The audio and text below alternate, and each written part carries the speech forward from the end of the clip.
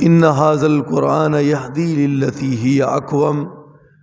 قرآن مجید اللہ تعالیٰ کی ایسی لا ریب بے عیب کتاب ہے کہ جس میں ذرا برابر بھی کوئی شک و شبہ نہیں، اور ہماری کامیابی کا ذریعہ قرآن مجید اس پر عمل کرنے کے ذریعے سے ہم عمل کریں گے تو انشاءاللہ اللہ تعالیٰ ہم کو دنیا اور آخرت کی تمام کامیابیاں عطا فرمائے گا۔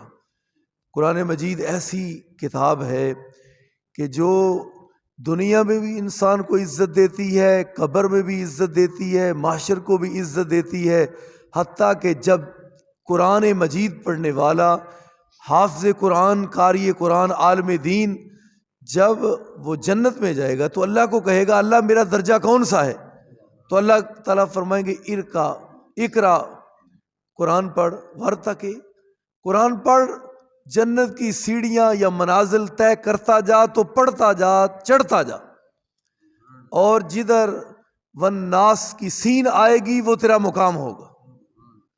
تو یہ ہے قرآن مجید کی عظمت۔ اور قرآن مجید اس کے جو والدین ہیں، جو عالم دین ہے اللہ کے قرآن کا حافظ، اس کے والدین کو کل قیامت کو اللہ تعالیٰ ہیرے جواہرات کا ایک بڑا مزین، خوبصورت، چمکدار تاج عطا فرمائے گا، جس تاج کی روشنی سورج اور چاند سے زیادہ ہوگی۔ تو والدین کو وہ تاج ملے گا تو جو خود حافظ قرآن یا عالم دین ہے ان کی شان کیا ہوگی؟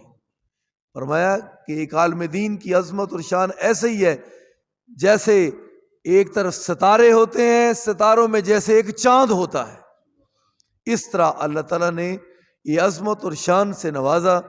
تو جناب رسول اللہ صلی اللہ علیہ وسلم نے جب حالات بڑے پریشان کن ہو گئے، آپ نے فرمایا صحابہ مکے میں رہنے والے حالات نہیں، اب چلے جو حبشہ کی طرف۔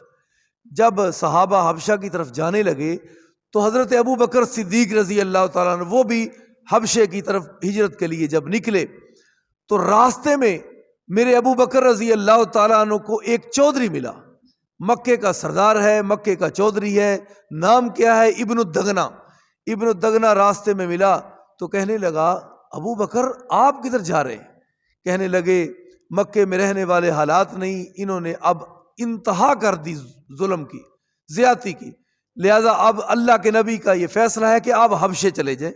نجاشی بادشاہ بڑا خیر خواہ ہے، بے شک وہ عیسائی بادشاہ ہے، لیکن جو بھی اس کے ملک میں پناہ لیتا ہے وہ اس کو پناہ دیتا ہے اور بڑی محبت بھی کرتا ہے، لہٰذا آپ حبشے کو جائیں۔ تو اس لیے میں حبشے کو جا رہا ہوں، میرے نبی نے حکم دیا ہے تو ہم ہجرت کر کے جا رہے ہیں۔ چند جوان اور چند بزرگ عورتیں جا چکے، میں بھی جا رہا ہوں۔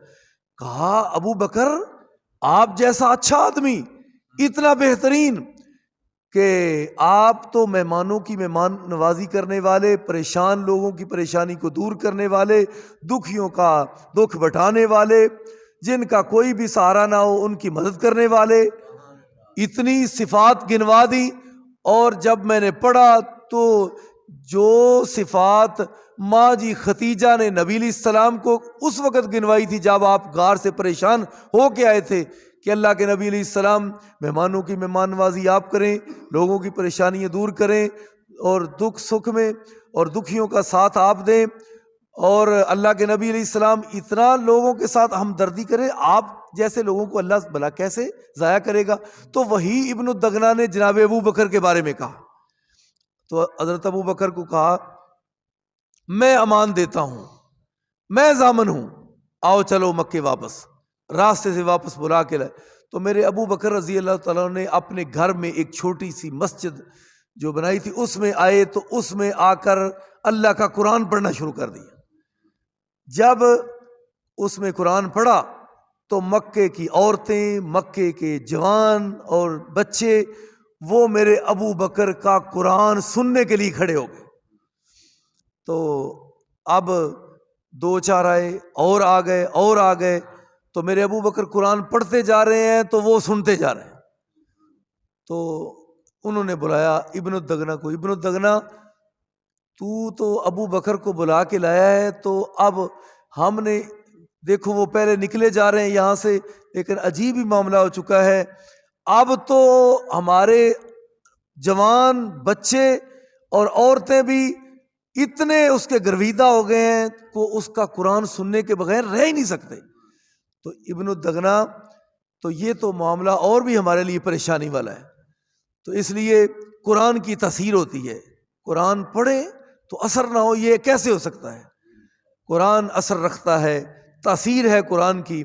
تو ابن الدغنا وہ آیا کہنے لگا ابو بکر میں تے تینوں اس واسطے لے آندا سی کہ تو اتنے امن سکون نہ رہو تے تو قرآن ہی ایڈا سونا پڑھنا ہے، ساڈے جڑے بندے نے، ساڑیاں عورتاں، ساڑے جوان، او تے انہیں استغفر اللہ معاذ اللہ کہ او تے گمراہی ہو جا رہے نے، یعنی وہ اپنے لفظاں چ اسلام نو گمراہی آندا ہے معاذ اللہ، آندا کہ تسی تے انہاں نو اپنے نال انہاں کو اٹیچ کر رہے ہو جویں کسی چیز نو بندہ انج کھچ کے رکھ دیندا ہے۔